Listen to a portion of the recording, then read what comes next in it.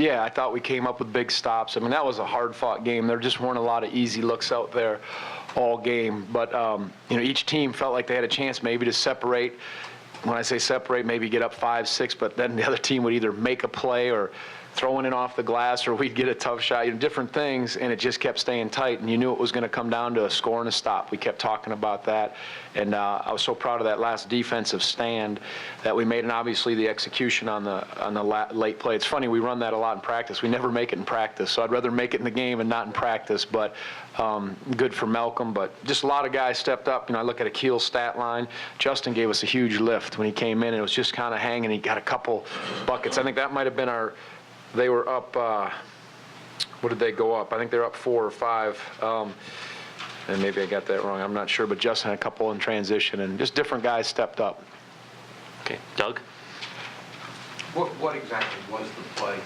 Yeah, I'm not telling you. I can't give that up. So, It was meant to go to Malcolm? Or? Yeah, it's just, Joe gets chased so much, and obviously we knew we'd peel him off, run him off some action, and then kind of behind follow. And it's an effective, probably can do it once, maybe you can do it again, but it's something you always, you walk through, you save, and you hope that you can get it. And we had just kind of put that in the last week and a half, actually.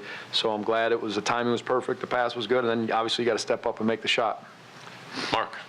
I think your last field goal before that was Joe's 3 over 8 minutes earlier. Was it really? What was that stretch down like? It was about stops. Now, we got some decent looks. We got guys, London got a great look, Joe got a great look in the corner in that stretch. We weren't making them, so we had to get to the line and do things, and your defense has to hold in. I knew that. Pitt, Jamie does such a good job. I have the utmost respect for him and his program, and against a team that plays that sound of defense in the half court, you can't just expect to break them down after one pass. You're going to have to rotate them, screen them, get good looks, get on the glass, kind of like they had to do to us. And I thought it was a beautifully played game in terms of hard fought. Now, I know the score was everybody's probably excited about not scoring, but there weren't a lot of easy looks, and sometimes you have to figure out how are we going to have a best chance to win this game, and to be able to play that way is important. But as far as 2 turnovers in the second half and holding in there defensively, that was important. Take Jerry, then Jeff, then Doug. Tony, a lot of people saying this team really needed a statement win. Just what is coming on the road to this place and walking out with the win mean to you guys? Yeah, I mean, we talked about it. I've said it before. This doesn't make our season, doesn't break our season, win or lose, and just the ability to pursue quality. That's what we talked about in the locker room before. We dwell on what's right, excellent, any of those things, and for us, what's right and excellent in our play is transition defense. It's getting back. I used a kind of a corny analogy the day before, but I just said, they call this place the zoo, and I said, what signs do you see at the zoo? I asked our guys, and they said, don't feed the animals. And I said, speaking for us, what's feeding the animals when we give them easy transition buckets, second chance points, turnovers? And there were a couple stretches where we did, but if you narrow those things and not let the crowd get going, not let this team get going, you'll have a chance. And that was you had to almost be airtight. And we talked about being so sound, but doing it our way and not worried about the outcome, but just kind of plugging along or plowing along, if you want to say it that way, with the score, possession by possession. Jeff? Tony, Malcolm doesn't necessarily have a textbook jump shot, but he seems to make it a lot when he counts. How has he evolved as an offensive player, even over the course of this season? Yeah, well, he's strong. He can get to the lane. He's shown his completeness. He's got an ability to make big shots, pretty clutch at the line, an uncharacteristic miss for him, but you've seen that in him, and he did it at a very important time. So textbook or not, I'll take that. That was an A in my book, so it was good.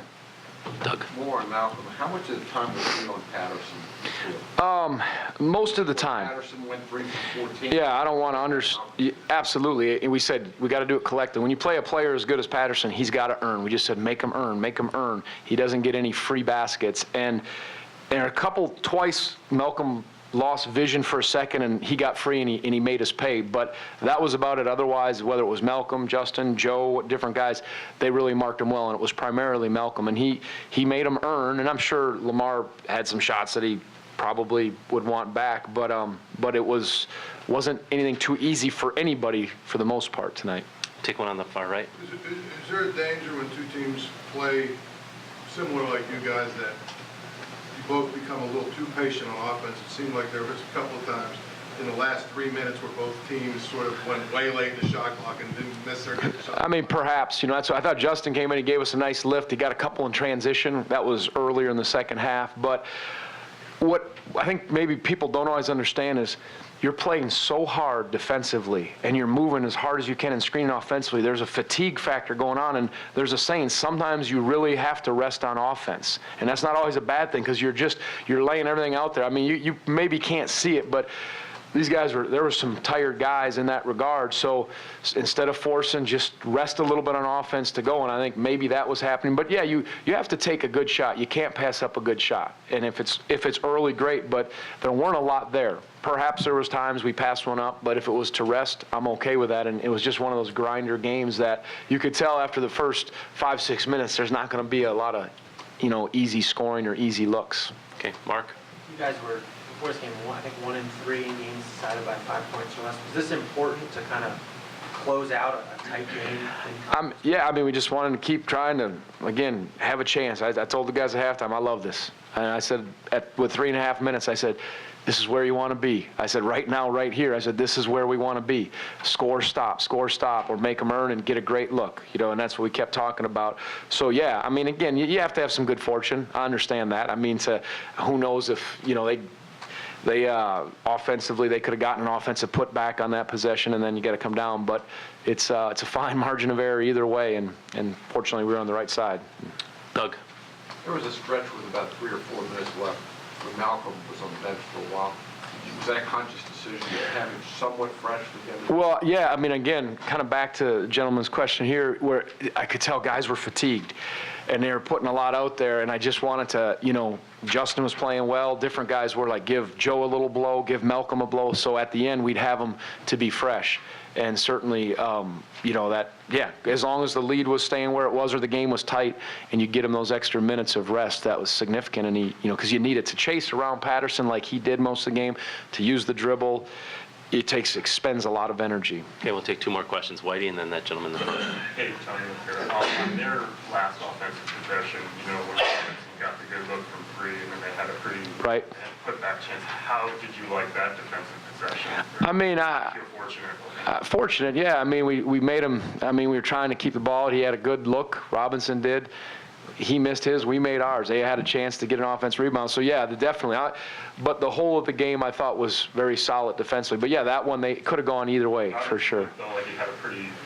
Was that part of the strategy there? Or? No, it wasn't. I mean, I think I can't. I got to go back, Whitey, and see. I don't know if we had a help, and then they kicked it out, and he certainly had a rhythm look. And yeah, I'll go back and check it out. So. Okay. Last question in the front. Was there a certain plan you guys had coming in to neutralize Patterson, or was it just rotate different guys on him and cover him well? I mean, play great team defense, make his looks contested, just what Jamie did to Joe and to our guys, really the same thing. We didn't have any call where we're going to double him and get the ball out of his hands. It was just make him earn, tag him hard, help on screens, be aware of where he's at, and block him out if we can.